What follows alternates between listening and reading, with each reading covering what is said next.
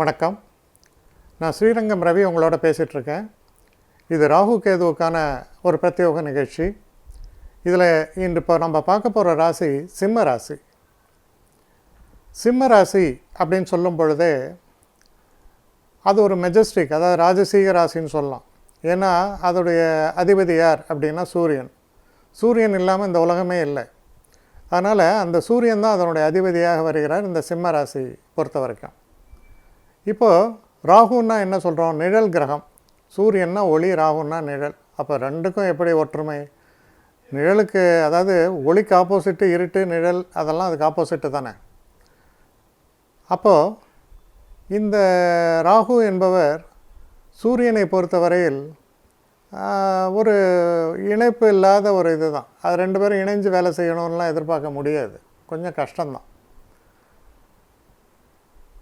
சூரியன் எல்லாமே முகத்துக்கு எதிராக செய்யக்கூடிய ஒரு தன்மை, அந்த ஒரு தைரியம், ஒரு ஹானஸ்டி எல்லாமே இருக்கும் சூரியனுக்கு. ஆனால் ராகுவுக்கு அதுலேருந்து கொஞ்சம் மாறுபட்டு இருக்குது. அந்த ஒரு முகத்துக்கு எதிர்க்க பேசக்கூடிய தன்மையோ அந்த ஹானஸ்டியோ ராகுகிட்ட இருக்காது. ஏன்னா ராகு பார்த்திங்கன்னா அந்த புராணத்தில் சொல்லப்பட்ட விஷயம் என்னென்னா, அவர் ஒரு தேவரை போல தன் உருவை மாற்றி அங்கே உட்கார்ந்து அமிர்தத்தை உண்டு சகவரம் பெற்று விடுகிறார். அப்படின்னா என்ன அர்த்தம்? வெவ்வேறு உருவத்தில் அதாவது ஹானஸ்டியும் ஸ்ட்ரெயிட் ஃபார்வர்ட்னஸுக்கும் சம்மந்தம் இல்லை அப்படின்றத புரிஞ்சுங்க. சரி, இப்போது இவ்வளோ நாளாக என்ன நடந்தது? ராகு சிம்மத்தில் தானே இருந்தார். இது எப்படின்னா ஒரு கஷ்டமான ஒரு விஷயம்.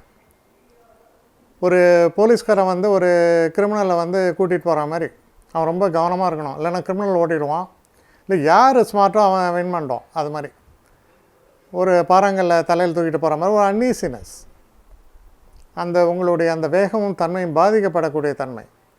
இப்போ என்ன நடக்கிறதுனா, இந்த ஆகஸ்ட் மாதம் 19ஆம் தேதி இந்த ராகுவானவர் 12ஆம் வீட்டுக்கு மாற்றம் பெறுகிறார். பெரிய ரிலீஃப். அதாவது உங்கள்கிட்ட இப்போ அப்படி பிரச்சனையாக இருந்த ஒரு ஆளை பக்கத்து வீட்டில் கொண்டு போய் விட்டீங்க, இல்லை அது விட வேண்டிய டெஸ்டினேஷனில் விட்டீங்க, நீங்கள் ரிலீவ்டு. அப்போ உங்களுடைய இயல்புப்படி உங்களால் நடக்க முடியும். அதாவது என்ன அர்த்தம்னா, இவ்வளோ நாள் என்ன பண்ணியிருக்கோம், உங்களுடைய திறமைகள் வெளி கொண்டு வர முடியாத ஒரு சூழலை ஏற்படுத்தியிருக்கோம். அந்த சூழல்லேருந்து இப்போ விடுபடுறீங்க. இது ஒரு பெரிய ரிலீஃப். அதனால் மற்ற கிரக நிலவரங்களை பார்க்கும் பொழுது உங்களுக்கு அடுத்தபடியாக ஒரு பிரச்சனையை செய்யக்கூடியவர் சனி. அவரும் பார்த்திங்கன்னா நவம்பர் மாதம் நகர்ந்துடுறார். அப்போது இது எல்லாத்தையும் கூட்டி கழிச்சு நம்ம பார்க்கும் பொழுது உங்களுக்கு பெரிய ரிலீஃப் ஏற்படுறது, மாற்றங்கள் ஏற்படுவது, சிந்தனையில் மாற்றம், செயலில் மாற்றம், இன்னும் கொஞ்சம் ஒரு பெரிய விஷயங்கள்லாம் செய்யும்போது தடைக்கற்கள் நீங்குவது. முக்கியமாக தான் தடைக்கற்கள் நீங்குவது. விக்னேஸ்வரரை கும்பிட்றோம், ஏன்னா விக்னத்தை அகற்றுகிறார். தடைகளை நீக்குவது என்பது ரொம்ப ரொம்ப முக்கியம். அதனால் அந்த தடைகளை நீக்கப்படுகிறது. அதுவே ஒரு பெரிய விஷயம். இப்போ இதெல்லாம் நீங்கும் பொழுது என்ன ஆகும்னா, உங்கள் ரூட் கிளியர். நீங்கள் ஒரு ரோட்டில் பயணிக்கிறீங்க, அங்கே குண்டும் குழியுமாக இருக்குது, அதெல்லாம் சரியான முறையில் அதெல்லாம் செட் பண்ணிட்டு வச்சா அப்படின்னா நல்ல ஸ்மூத் ரோடு போகிறீங்க, 120 150 கிலோமீட்டரில் சௌக்கியமாக போகலாம். அதுபோல் ஒரு நிலை தான் இப்பொழுது ஏற்படும். உங்கள் தடைகள் நீங்கும், பிரச்சனைகள் நீங்கும், உங்களுடைய வழி புலப்படும். இது பெரிய ஒரு அட்வான்டேஜ் உங்களை பொறுத்த வரைக்கும். தடைக்கற்கள் நீங்குவதுங்கிறது ஒரு பெரிய விஷயம். இதில் முக்கியமான ஒரு வெற்றி வாய்ப்புகள், மாற்றங்கள் இதெல்லாம் பார்த்திங்கன்னா இந்த வருஷ கடைசியில் ஏற்படும். ஏன்னா மற்ற கிரக நிலவரங்களையும் பார்க்க வேண்டும். ஸோ இந்த வருஷ கடைசியில் ஏற்படும். இது கிட்டத்தட்ட உங்களுக்கு பார்த்திங்கன்னா இந்த ஜனவரி மாதத்துலேருந்து இந்த ஏப்ரல் 26ஆம் தேதி வரைக்கும் இது நடக்கக்கூடிய இந்த காலகட்டத்தில் செல்வ செழிப்புக்கான வேலையில் ஈடுபடுவீங்க. நல்ல பண வரவை எப்படி செய்கிறதுங்கிறது இந்த காலகட்டத்தில் ஏற்படும். உங்களுக்கு வர வேண்டிய பணம் சேரும். சில லேண்டு, பில்டிங் இதெல்லாம் விற்காமல் உட்காந்ததுன்னா அதெல்லாம் விற்கிறதுக்கான ஒரு வாய்ப்புகள் ஏற்படுறது. எல்லா விதமான நன்மைகளும் அடுத்தடுத்து ஏற்படக்கூடிய ஒரு காலகட்டமாக இருக்கிறதால நிம்மதி பெருமூச்சு விடக்கூடிய ஒரு விஷயம்னு சொல்லலாம். அது எப்போ நடக்கிறதுனா, இந்த டிசம்பர் மாதம் தொடங்கி ஏப்ரல் மாதம் 26ஆம் தேதிக்குள்ளே இதெல்லாம் ரொம்ப சுகமாக சௌக்கியமாக நடக்கும்.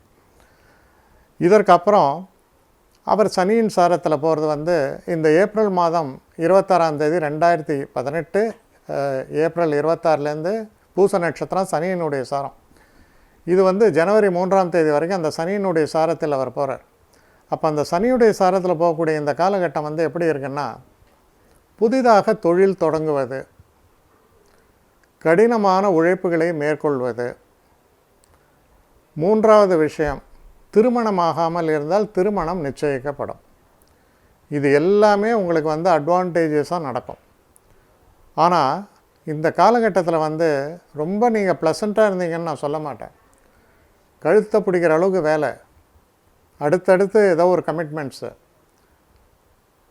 இது எப்படின்னா, ஆங்கிலத்தில் வந்து மெட்டிகுலஸ்னு ஒரு வார்த்தை சொல்லுவாங்க. என்ன அர்த்தம்னா, ஒவ்வொரு விஷயத்துலேயும் நல்ல கவனத்தோடு, முழு மனதோடு, ஹானஸ்டி அண்ட் சின்சியாரிட்டி அப்படி நீங்கள் ஒர்க் பண்ணணும்.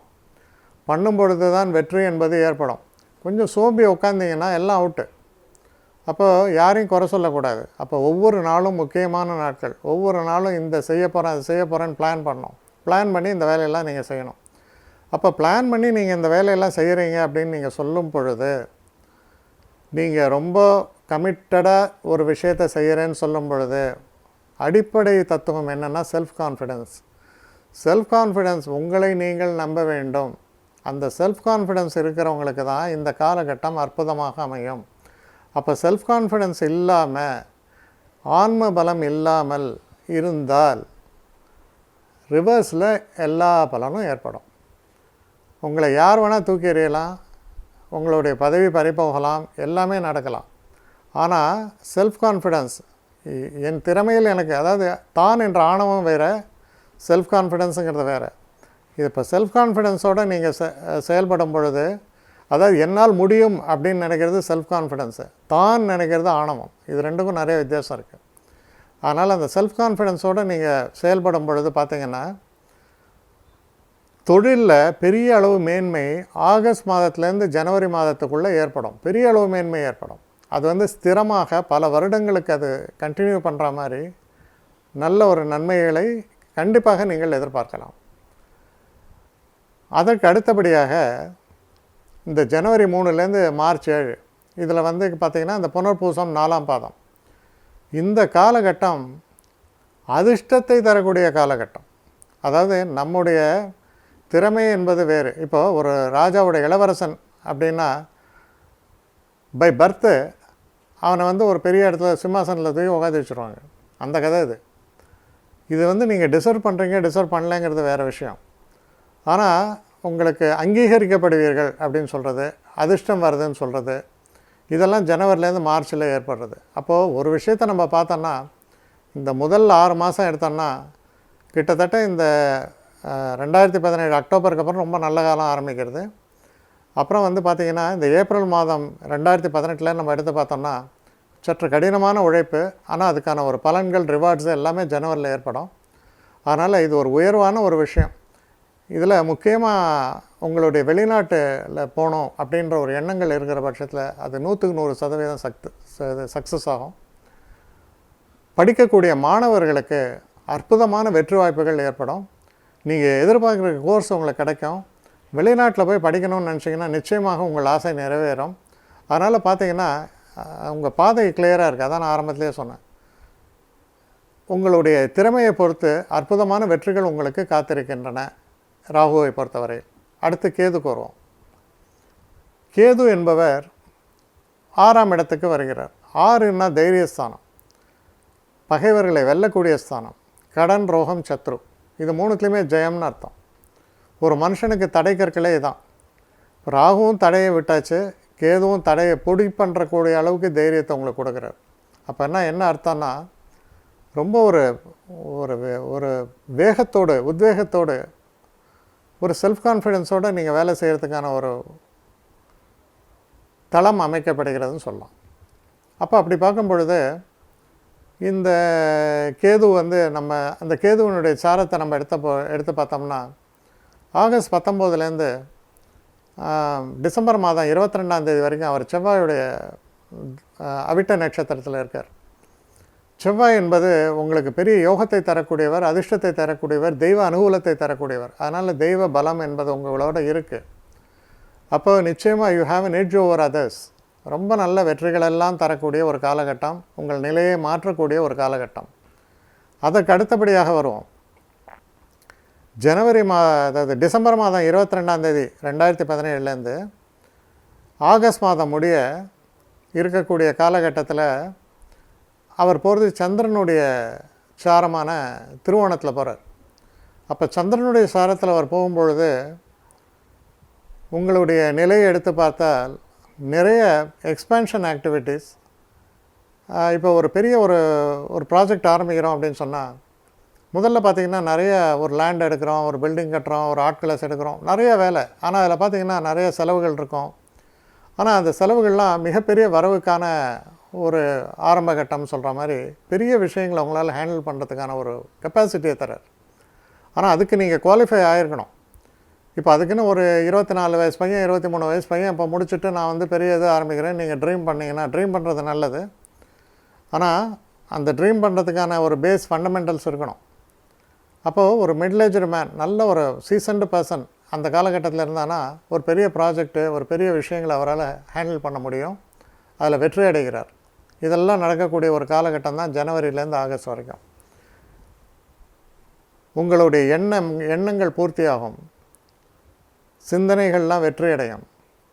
ரொம்ப ஒரு அற்புதமான காலகட்டம். நிறைய ட்ராவல்ஸ் இருக்கும், வெளிநாடு சம்பந்தங்கள் என்பது அதிகமாகவே வரும், புகழ் ஓங்கும். அதுக்கு அடுத்தபடி பார்த்தோன்னா இந்த ஆகஸ்ட் மாதத்துலேருந்து மார்ச் மாதம் 7ஆம் தேதி வரைக்கும் அவர் சூரியனுடைய சஞ்சாரம் வந்து சூரியனுடைய நட்சத்திரமான உத்திராடம். இந்த உத்திராடத்தில் அவர் சஞ்சரிக்கக்கூடிய இந்த காலகட்டம்ன்றது இன்னும் அற்புதமான ஒரு காலகட்டம். உங்களை உயர்ந்த ஒரு நிலைக்கு கொண்டு வர போகக்கூடிய ஒரு காலகட்டம். மனம், ஆன்மா எல்லாமே சூரியன்தான். ஏன்னா சிம்ம ராசி. அப்போது நான் என்ன நினைக்கிறேனோ அதை என்னால் சாதிப்பதற்கான வழி எனக்கு திறக்கிறதுன்னு அர்த்தம். இப்போ இந்த ராகுவும் கேதுவும் ஒரு காம்பினேஷனில் உங்களுக்கு போகக்கூடிய இந்த காலகட்டம் சற்று கடுமையான உழைப்பு, சில நேரங்களில் வளைந்து கொடுக்க வேண்டிய ஒரு நிலை, இதெல்லாம் நீங்கள் செய்யணும். எப்போவுமே ரொம்ப ஸ்ட்ராங்காக நெட்டுக்காக ஒரு மரம் நின்றுதுன்னா புயலில் விழுந்துடும். ஆனால் அந்த புயல் அடிக்கும்பொழுது வளைந்து கொடுக்கக்கூடிய மரங்கள் தான் புயலை தாங்கும். அதுபோல தான் வாழ்க்கையும். நேச்சர்லேருந்து நீங்கள் கற்றுக்கணும். இது நீங்கள் உண்மையானவர் தான், நேர்மையானவர் தான். ஆனால் சில நேரங்களில் வளைந்து கொடுக்கும் தன்மையை பெற வேண்டும். உங்கள் நேர்மையை நீங்கள் சாக்ரிஃபைஸ் பண்ணணும்னு அவசியம் இல்லை, ஆனால் வளைந்து கொடுக்க வேண்டும். அப்படி வளைய வேண்டிய இடத்தில் வளையும் பொழுது மிகப்பெரிய வெற்றிகள் உங்களுக்கு ஏற்படும். அரசியல் சம்மந்தப்பட்டு இருக்கிறவங்க, அப்புறம் அரசாங்க உத்தியோகத்தில் இருப்பவர்கள், ஒரு அட்மினிஸ்ட்ரேட்டிவ் இதில் இருக்கிறவங்க எல்லாமே பார்த்திங்கன்னா இந்த காலகட்டம் அவர்களுக்கு வந்து மிகப்பெரிய உயர்வை தரக்கூடிய ஒரு காலகட்டமாக அமையும். உண்மையாக இருப்பவர்கள், நேர்மையாக இருப்பவர்கள், சத்தியமாக உழைப்பவர்களுக்கு, சிம்ம ராசிக்காரர்களுக்கு ஒரு மிகப்பெரிய வெற்றியை தரக்கூடிய ஒரு காலகட்டமாக இது அமைகிறது. தெய்வ நம்பிக்கை என்பது பரிபூர்ணமாக கை கொடுக்கும். தெய்வம் உங்களோடு இருக்கும்னு சொல்லலாம். அப்போ தெய்வம் உங்களோடு இருக்குன்னா நீங்கள் நேர்மையானவராக இருந்தால் தான் தெய்வம் இருக்கும். நீங்கள் வந்து பிக் பாக்கெட்டு அது இதெல்லாம் இருக்கிறவனோட தெய்வம் எப்படி இருக்கும்? இருக்காது. அதனால் இதெல்லாம் அண்டர்லைன் பண்ணிக்கணும். இதெல்லாம் இந்த குவாலிட்டிஸ் எல்லாம் இருந்தால் அதுவும் இருக்கும் அப்படின்றத நீங்கள் புரிஞ்சுக்கலாம். வெற்றியை தரக்கூடிய அற்புதமான ஒரு பயிற்சியாக உங்களை பொறுத்தவரையில் இது அமையவிருக்கிறது. வணக்கம்.